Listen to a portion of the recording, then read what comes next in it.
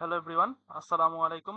তো আজকে আমরা দেখবো হচ্ছে গিয়ে ভেক্টর রাশির আমরা কিছু এক্সাম্পল দেখেছিলাম আর স্কেলার রাশিরও কিছু এক্সাম্পল দেখেছিলাম। তো সেগুলো কেন স্কেলার রাশি বা কেন ভেক্টর রাশি সেগুলো কিন্তু আমাদের কিন্তু কিছু স্পেসিফিক জিনিসগুলো কিন্তু আমাদের আটকায়। যেমন দূরত্ব কেন স্কেলার রাশি আর সরণ কেন ভেক্টর রাশি, আবার দ্রুতি কেন স্কেলার রাশি, বেগ কেন ভেক্টর রাশি, বল কেন ভেক্টর রাশি হলো, আবার চাপ যেটা কিন্তু দিক একটা আছে আমরা জানি, কিন্তু তারপরেও কেন কেন সেটা স্কেলার রাশি।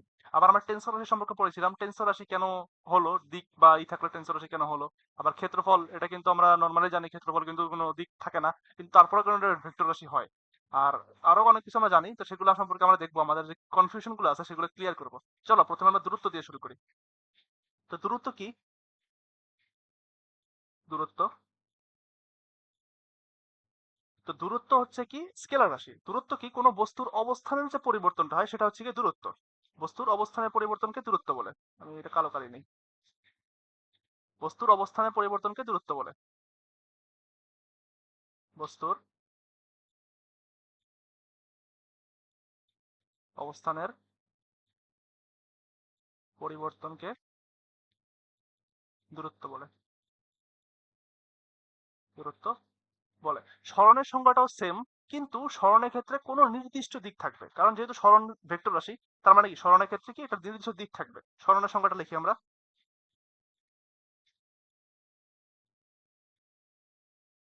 সরণ হচ্ছে কি নির্দিষ্ট দিকে বস্তুর অবস্থানের পরিবর্তনকে, নির্দিষ্ট দিকে বস্তুর অবস্থানের পরিবর্তনকে সরণ বলে। অবস্থানের পরিবর্তনকে সরণ বলে। সরণ বলে। এখন সরণ আর দূরত্বের মধ্যে আমরা যে পার্থক্যটা সেটা কিন্তু আমরা চিত্র দিয়ে দেখলে বুঝতে পারি। দেখো এখানে মনে করো যে একটা বিন্দু, এটা হচ্ছে গিয়ে এ বিন্দু, আর এই যে বিন্দুটা এটা হচ্ছে গিয়ে তোমার বি বিন্দু। এখন এ থেকে বি তে আমি এইভাবে যাত্রা করছি, প্রথমে এই যে ডটের লাইনটা এইভাবে আমি যাত্রা করছি। দেখো এটা কিন্তু তার দূরত্ব, কারণ দূরত্ব কিন্তু আমি চাইলে কিন্তু এটা এখানে এভাবে যেতে পারতাম, এভাবে। অবস্থানের পরিবর্তন, বস্তু প্রথমে এই অবস্থানে ছিল, তারপরে কিন্তু সে এই অবস্থানে আসছে। এখন সরণ কোনটা? সরণ হচ্ছে গিয়ে সরল রৈখিক ভাবে বা সর্বনিম্ন পথে আমি বি বস্তুতে যাব, এ থেকে বি বস্তুতে যাব, সেটা হচ্ছে গিয়ে তার সরণ। দেখো সর্বনিম্ন দূরত্বটা কোনটা হলো, এই দেখো সর্বনিম্ন পথটা কিন্তু এটা। তার মানে তার সরণ কোনটা? সরণ কিন্তু এই লাল বিন্দুটা, এই যে লাল বিন্দুটা, এটা কিন্তু তার সরণ। আর দূরত্ব কোনটা? দূরত্ব কিন্তু এইটা, এটাও কিন্তু তার দূরত্ব। এখন আমি যেই পথেই যাই, আমি যদি প্রথমে এইভাবে যাই, তার বাবা যদি এইভাবে করে এখানে আসি, তার মানে এটাও কিন্তু তার একটা দূরত্ব। এটা কিন্তু সরণ না, কারণ এটা কিন্তু সর্বনিম্ন পথ হয় নাই। এখন সরণ আর দূরত্বের মধ্যে একটা মিল আছে, কিন্তু সরণ কিন্তু কখনো দূরত্ব থেকে বেশি হতে পারবে না। কেন পারবে না? কারণ সরণ হচ্ছে গিয়ে সরল রৈখিক পথ। সরণ আর দূরত্ব কিন্তু সমান হতে পারবে। মনে করো একটা বস্তু দেখো, আমি অন্য একটা কালি দিয়ে দেখাই। মনে করো এই যে এটা এখান থেকে এই পর্যন্ত গেল, ঠিক আছে? এখান থেকে এই পর্যন্তই গেল, তাহলে তার সরণ কত আর দূরত্ব কত? তার সরণ কিন্তু এই যে সরলরৈখিক পথে গেছে এটা, আবার তার দূরত্বও কিন্তু এটা, কারণ এই পথেই তো সে গেছে না। তার মানে কি সরণ আর দূরত্ব সমান। এখন এখান থেকে আমরা একটা সিদ্ধান্ত আসতে পারি, বস্তুর যে সর্বনিম্ন দূরত্ব সেটাই হচ্ছে তার সরণ। এটা লিখে রাখি আমরা। বস্তুর, নির্কালিতে লিখে রাখি, বস্তুর সর্বনিম্ন দূরত্বকেই সরণ বলে। এটা সরণের একটা সংজ্ঞা। বস্তুর বা কোনো কিছুর সর্বনিম্ন দূরত্বকে সরণ বলে। সর্বনিম্ন দূরত্বই হলো সরণ। সরি, বলতেছি কেন, সরণ। ঠিক আছে, এখানে তুমি দেখো, এখানে সরণ কোনটা আর ই কত। সরণ ইংলিশ কিন্তু তোমার ডিসপ্লেসমেন্ট, আর দূরত্ব ইংলিশ হচ্ছে ডিস্টেন্স। এখানে দেখতেছো ডিসপ্লেসমেন্ট মানে হচ্ছে গিয়ে সরণ, আর ডিস্টেন্স মানে হচ্ছে গিয়ে তোমার দূরত্ব। এটা জানো আশা করি। তো দেখো এখানে একটা সাইকেল চালানো মানে আরোহী তোমার দেখো সাইকেল চালাচ্ছে। দেখো এখান থেকে কিন্তু সে লাল যে পথটা সেটা কিন্তু অতিক্রম করছে। এখন লাল পথটা অতিক্রম করে সে কিন্তু এই যে বিন্দুতে আসছে, ধরলাম এটা হচ্ছে গিয়ে তোমার এ বিন্দু, আর এটা হচ্ছে গিয়ে সে তার বি বিন্দু। এখন এ থেকে বিতে সে আসছে, তার মানে সে যে লাল দাগটা সেটা কি তার সর্বনিম্ন পথ? না, সর্বনিম্ন পথ না। তার মানে কি এটা কি দূরত্ব। এখন সর্বনিম্ন পথ কোনটা? সে কিন্তু চাইলে এখান থেকে যে নীল বিন্দুটা এখান থেকে এখানে সে এইভাবে আসতে পারতো। তার মানে সর্বনিম্ন পথ কোনটা? এইটা। এই যে এ থেকে বি সর্বনিম্ন পথ এটা। তার মানে এটা কি? এটা হচ্ছে গিয়ে সরণ। সর্বনিম্ন পথ এটা সরণ। আর সর্বনিম্ন দূরত্বও কিন্তু এটা, সে কিন্তু চাইলে এখান থেকেই আসতে পারতো। তার মানে সেটা সর্বনিম্ন দূরত্ব বা সর্বনিম্ন পথ। তার মানে এটাই কি তার সরণ। আশা করি বুঝতে পারছো। চলো আমরা কয়েকটা এক্সাম্পল দেখি। দেখো এখানে একটা ছেলে এ বিন্দু থেকে সে প্রথমে বি বিন্দুতে গেছে, বি থেকে সি তে গেছে, সি থেকে ডি তে গেছে, ডি থেকে আবার এতে আসছে। ঠিক আছে, এই অবস্থানে কিন্তু আবার ফিরে আসছে। তার মানে তার অবস্থানের পরিবর্তন কতটুকু হয়েছে? দেখো প্রথমে এতে গেছে, তারপরে সি তে গেছে, তারপরে ডি তে, তারপরে ইতে। তার দূরত্ব কতটুকু হয়েছে? প্রথমে এতে 3 কিলোমিটার, 3 কিলোমিটার প্লাস, তারপরে 5 কিলোমিটার গেছে, 5 কিলোমিটার প্লাস সি থেকে দিতে কতটুকু আসছে? এখানে দেওয়া নাই তো। সি থেকে দিতে আমি ধরলাম, ধরো 5 কিলোমিটারই গেছে, ঠিক আছে। সি থেকে দিতে সে কত, ধরলাম 5 কিলোমিটার আসছে, আবার ডি থেকে এ তে আসছে 5 কিলোমিটার। তাহলে তার দূরত্ব কত হলো? 5 আর 3 8, 8 5 13, 13 আর 5 কত? 18, 18 কিলোমিটার। সরি, এটা মিটার, এটা এখানে মিটার লেখো, আমি এখানে ভুলে লিখে দিচ্ছি মিটার। আর এটা কেটে এখানে কিলোটা কেটে দিতে হবে, ঠিক আছে। 5 মিটার, 5 মিটার, ঠিক আছে। তার 18 মিটার। এখন তার সরণ কতটুকু? সরণ হচ্ছে গিয়ে সর্বনিম্ন পথ, সেটা দেখো তুমি। সর্বনিম্ন পথ কি? সে এ বিন্দুতে ছিল, আবার ঘুরে ফিরে এ বিন্দুতে আসছে, তার মানে তার সরণ কতটুকু? 0। কেন? কারণ তার অবস্থানের কোনো পরিবর্তনই হয় নাই। যে যে বিন্দুতে ছিল সে বিন্দুতেই চলে আসছে, তার মানে কি তার অবস্থানের মানে কোনো পরিবর্তন হয় না। কারণ এখানে সর্বনিম্ন পথ কোথায়? সে যেখানে আছে সেখানে দাঁড়ায় থাকা হচ্ছে কি তার সর্বনিম্ন পথ। তার মানে কি তার সরণ কত? 0।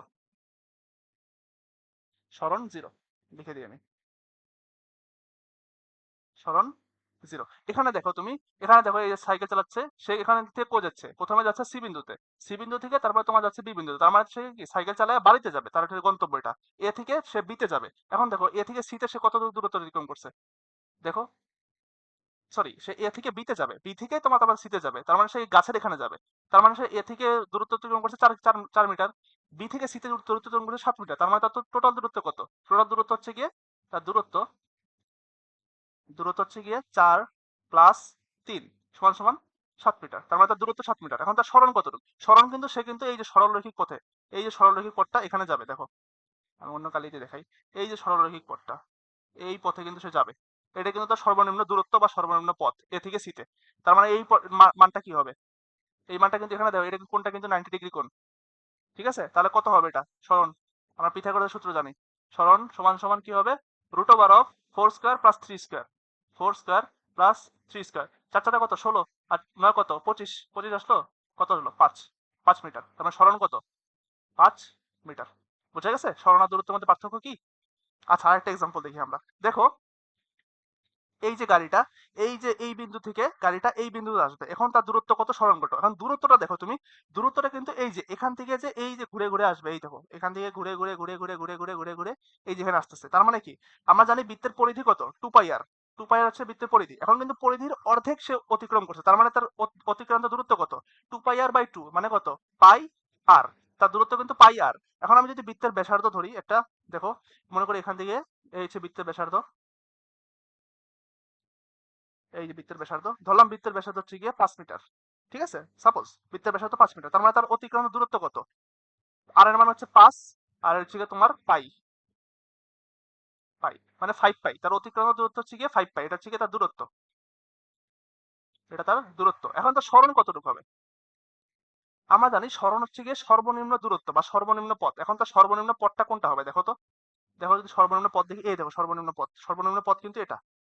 সে কিন্তু এভাবে পারি করবে। এখন সর্বনিম্ন পথটা কিভাবে হলো দেখো, এখান থেকে এই পর্যন্ত কি ব্যাসার্ধ, আবার এখান থেকে এই পর্যন্ত এটাও কিন্তু ব্যাসার্ধ, তার মানে এটাও 5 মিটার। তাহলে দূর সরণ কত হলো? 5 + 5 সমান সমান কত? 10 মিটার। বুঝা গেছে সরণ আর দূরত্বের মধ্যে পার্থক্য কি? দেখো দূরত্ব কিন্তু এটা আসছে, পায়ের মানে কত? 3, তার মানে এটা কত? 15 কাছাকাছি আসতে পারে। আর এটা কত? দূরত্ব কত? দূরত্ব কিন্তু সরণটা কিন্তু কম। বুঝা গেছে সরণ কিন্তু দূরত্ব থেকে সবসময় কম হয় বা সমান হতে পারে।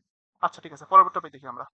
পরে হচ্ছে দ্রুতি বেগ। দ্রুতি কি আর বেগ কি, এই টপিকটা দেখি আমরা। দ্রুতি, দ্রুতি হচ্ছে গিয়ে তোমার দূরত্বের কারণে সময়ের সাপেক্ষে দূরত্বের যে পরিবর্তনটা, ঠিক আছে। সময়ের সাপেক্ষে, সময় সাপেক্ষে বস্তুর অবস্থার পরিবর্তন, সাপেক্ষে বস্তুর অবস্থার পরিবর্তন বা অবস্থানের পরিবর্তন, অবস্থানের পরিবর্তন। দেখো দ্রুতিকে কি দ্বারা প্রকাশ করা হয়? ভি দ্বারা প্রকাশ করা হয়। V is equal to D T. এই যে অবস্থান, ডিটা কি? ডিটা হচ্ছে গিয়ে তোমার ডিস্টেন্স, ডিস্টেন্স, ঠিক আছে। আর তোমার এটা কি? বেগটা কি? এখন দেখো আমি আরেকটা লিখি নিই, আমি বেগটা লিখি নিই আগে। বেগটা কি? সময়ের সাপেক্ষে, সময়ের সাপেক্ষে নির্দিষ্ট দিকে অবস্থানের পরিবর্তন, নির্দিষ্ট দিকে অবস্থানের পরিবর্তন মানে সরণের পরিবর্তন বলতে পারো, অবস্থানের পরিবর্তন। এখন সরণকে কি দ্বারা প্রকাশ করা হয়? সরণকে প্রকাশ করা হয় এস এস সরি, আমি সরণকে এস দ্বারা প্রকাশ করি, আমি এটা এইভাবে লিখি না, আমরা তো বেগটা লাগবে আমাদের। আমি এখন লিখি V is equal to S divide by T. এখানে এসটা কি? এসটা হচ্ছে ডিসপ্লেসমেন্ট,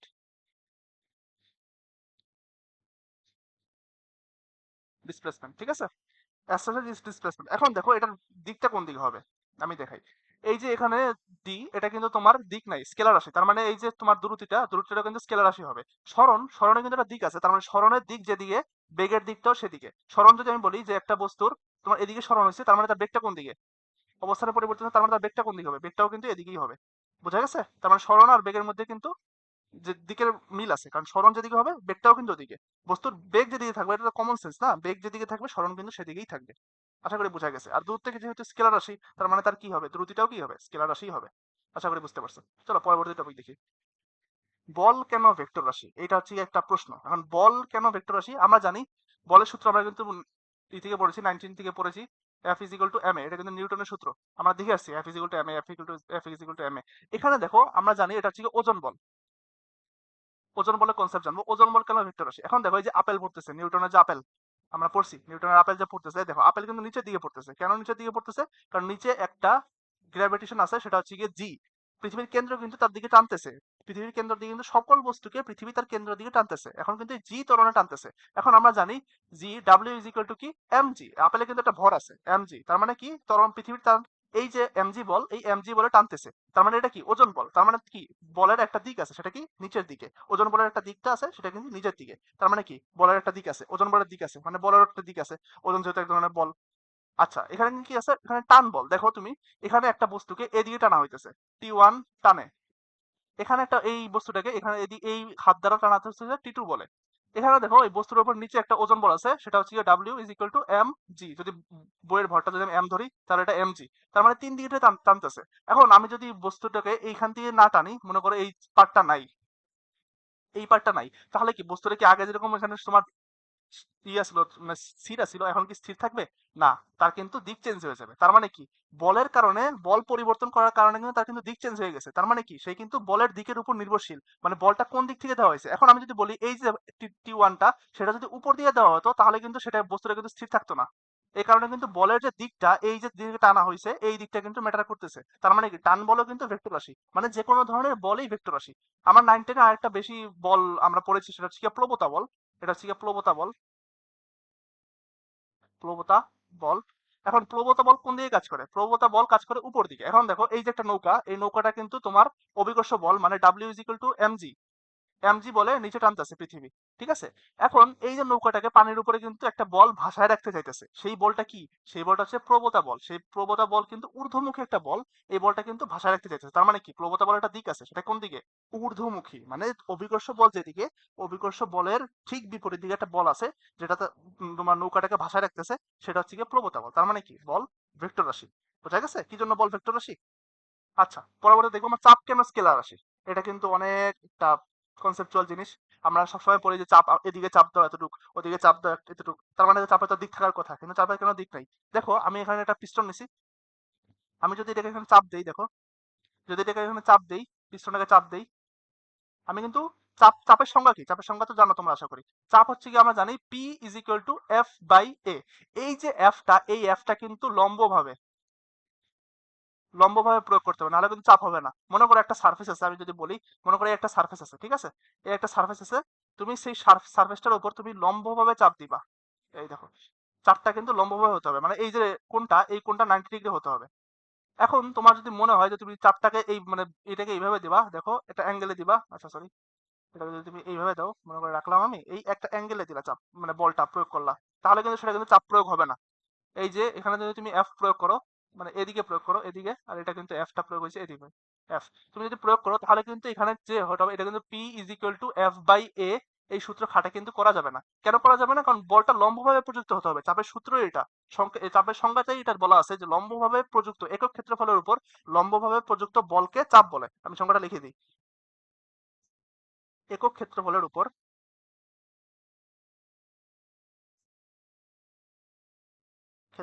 উপর লম্বভাবে প্রযুক্ত বলকে চাপ বলে।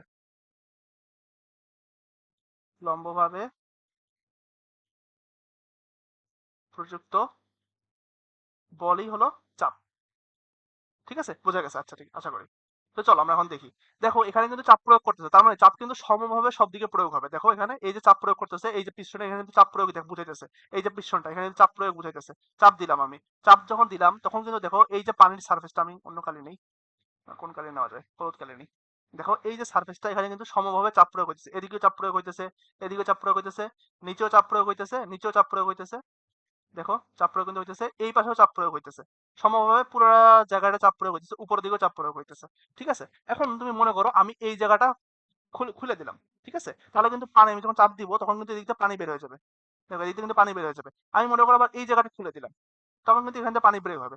এখন এই যে নিচের নলকাটা, এই নলকাটা কিন্তু আমি খুলে দিলাম, ধরো এই নলকাটা খুলে দিলাম, তার মানে কি এখান দিয়েও পানি বের হবে।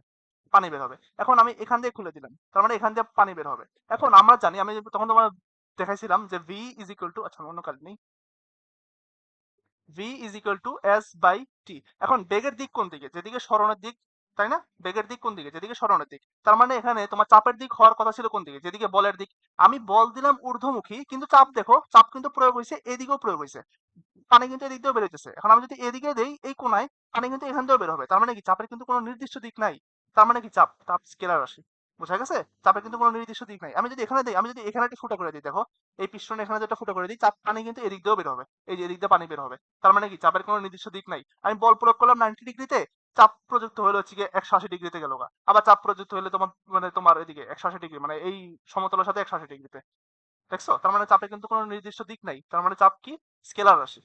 আশা আশা করি বুঝতে পারছো। চলো পরেরটা দেখি আমরা। তড়িৎ প্রবাহ কেন স্কেলার রাশি? তড়িৎ প্রবাহের যে একটা দিক আছে আমরা জানি। মনে করো এই যে আমি এটাকে যদি কানেক্ট করি, মনে করো এইটাকে আমি কানেক্ট করে দিলাম। ঠিক আছে, তার মানে এখন কি বিদ্যুৎ প্রবাহিত হবে। এখান দিয়ে বিদ্যুৎ যাবে, এখান থেকে তোমার বিদ্যুৎ যাবে, এদিক দিয়ে যাবে, লাইটটা জ্বলবে, এদিক দিয়ে যাবে, এদিক দিয়ে আসবে, আইসা আবার মনে করে যাবে। পজিটিভ চার্জ থেকে কি কারেন্ট বের হয়, আর নেগেটিভ চার্জ থেকে কারেন্ট এসে ঢুকবে। ঠিক আছে, এখন লাইটটা জ্বললো, এখন আমি যদি এটার জায়গাটা চেঞ্জ করি, তার মানে দেখো কারেন্টে কিন্তু একটা দিক আছে, তার মানে তার কারেন্ট ভেক্টর রাশি যেহেতু দিক আছে। এখন যদি আমি বলি যে এই লাইনটাকে আমি এইভাবে দিলাম, এইভাবে দিলাম, দেখো তো কারেন্টের দিকটা কি চেঞ্জ হয়ে যাবে না? কারেন্ট দিকটা ছিল সোজা, এখন দেখো কারেন্টের দিকটা কিভাবে হয়ে গেল।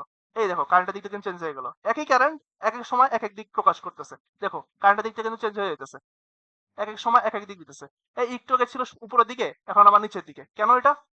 কারণ কারেন্টের কোনো নির্দিষ্ট দিক নাই, কারেন্টের মানে কিন্তু কোনো চেঞ্জ হবে না, তারটা কিন্তু সেমই আছে। এই একটা তার কি আমি অন্য শেপে আঁকছি, আবার এই যে তারটা চাইলে আমি কিন্তু আবার বৃত্তাকার শেপে আঁকতে পারবো, বা চাইলে কিন্তু আমি চারটাকে ত্রিভুজ শেপে আঁকতে পারবো। দেখো এইভাবে আমি বহুভুজ শেপে আঁকলাম, আবার এইভাবে আমি বহুভুজ শেপে আঁকলাম, এই তারটাকে এইভাবে আঁকলাম। তাহলে দেখো কারেন্টটা প্রথমে এদিকে যাবে, পরে এদিকে যাবে, আবার তার এদিকে আসবে, আবার এদিকে যাবে। তার মানে কি নির্দিষ্ট কোনো দিক নাই। ভেক্টর রাশি হতে গেলে নির্দিষ্ট দিক থাকা লাগবে, যেহেতু কারেন্টে কোনো নির্দিষ্ট দিক নাই, এই জন্য কারেন্ট হচ্ছে গিয়ে স্কেলার রাশি। ঠিক আছে, আশা করি বুঝতে পারছো। চলো পরেরটা দেখি আমরা। পরেরটা হচ্ছে গিয়ে সবচেয়ে একটা ইন্টারেস্টিং টপিক, ক্ষেত্রফল কেন ভেক্টর রাশি? ক্ষেত্রফল কিন্তু নর্মালি আমরা স্কেলার রাশি হিসাবে জানছি, কিন্তু ক্ষেত্রফল মানে ভেক্টর রাশি কেন?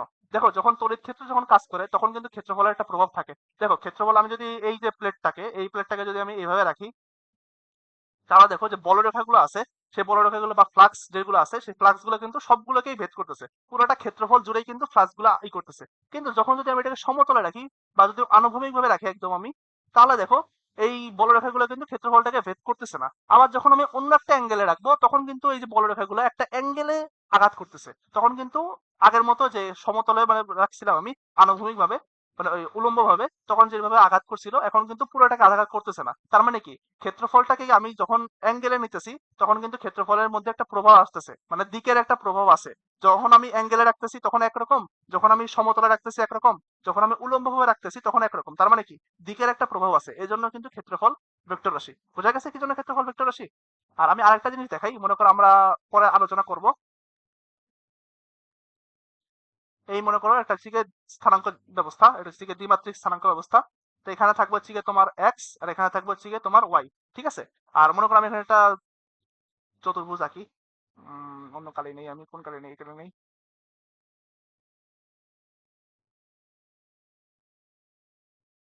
এটা আঁকলাম। ঠিক আছে, মানে এখানে এটাও আছে। আঁকলাম, ঠিক আছে।